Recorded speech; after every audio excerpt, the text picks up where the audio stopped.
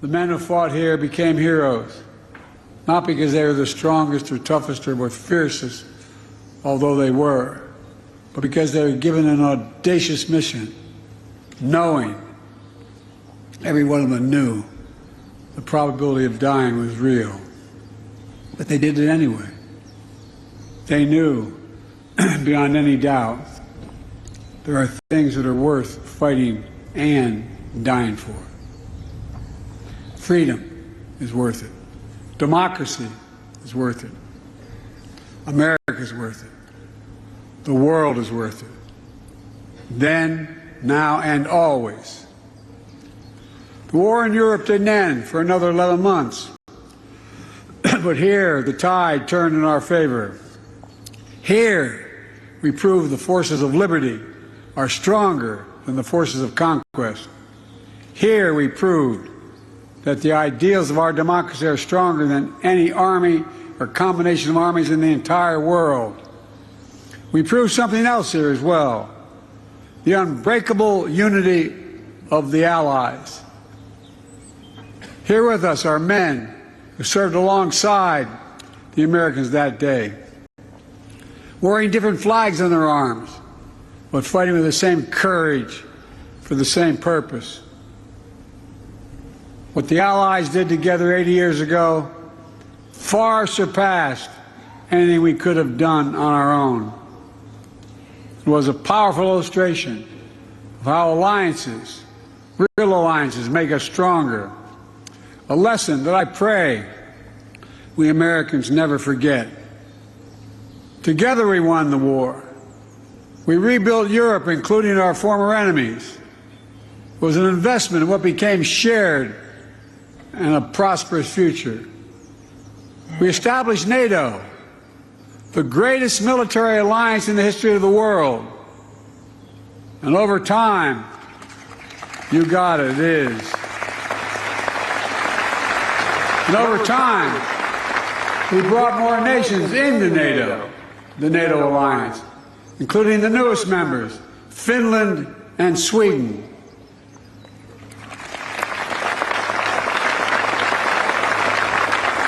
Today, NATO stands at 32 countries strong, and NATO is more united than ever, and even more prepared to keep the peace, deter aggression, defend freedom all around the world.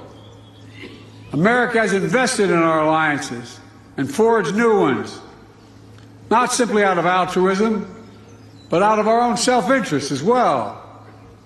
America's unique ability to bring countries together is an undeniable source of our strength and our power. Isolationism was not the answer 80 years ago and is not the answer today.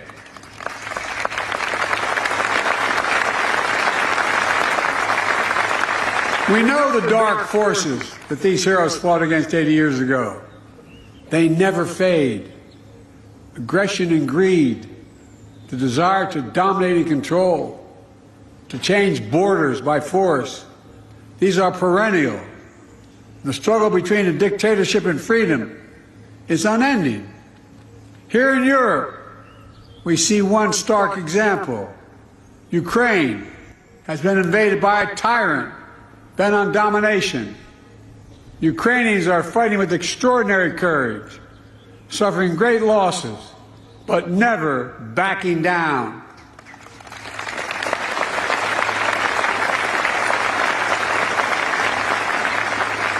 They've been inflicted on the Russian aggressors. They've suffered tremendous losses, Russia. The numbers are staggering.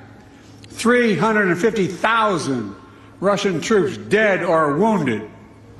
Nearly 1 million people have left Russia because they can no longer see a future in Russia. The United States and NATO and a coalition of more than 50 countries standing strong with Ukraine. We will not walk away.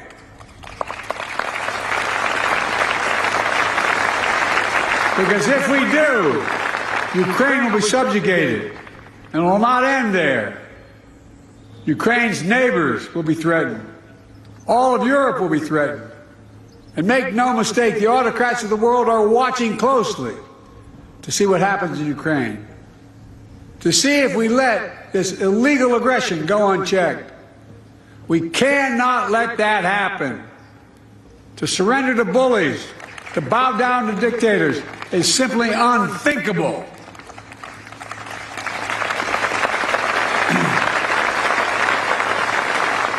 Were we to do that, it means we'd be forgetting what happened here in these hallowed beaches. Make no mistake, we will not bow down. We will not forget. Let me end with this. History tells us freedom is not free. If you want to know the price of freedom, come here to Normandy. Come to Normandy and look. Go to the other cemeteries in Europe where our fallen heroes rest. Go back home to Arlington Cemetery. Tomorrow, I will pay respects at Pointe du Hoc.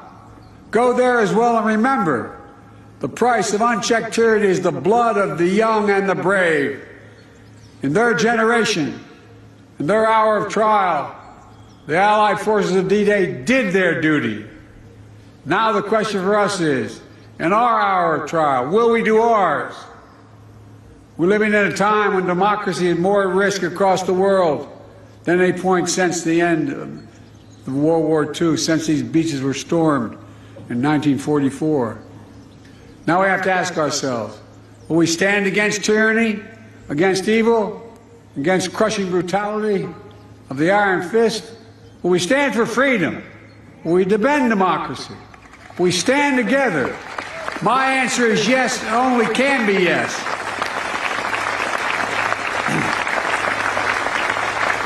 We're not far off from the time when the last living voices of those who fought and bled on D-Day will no longer be with us.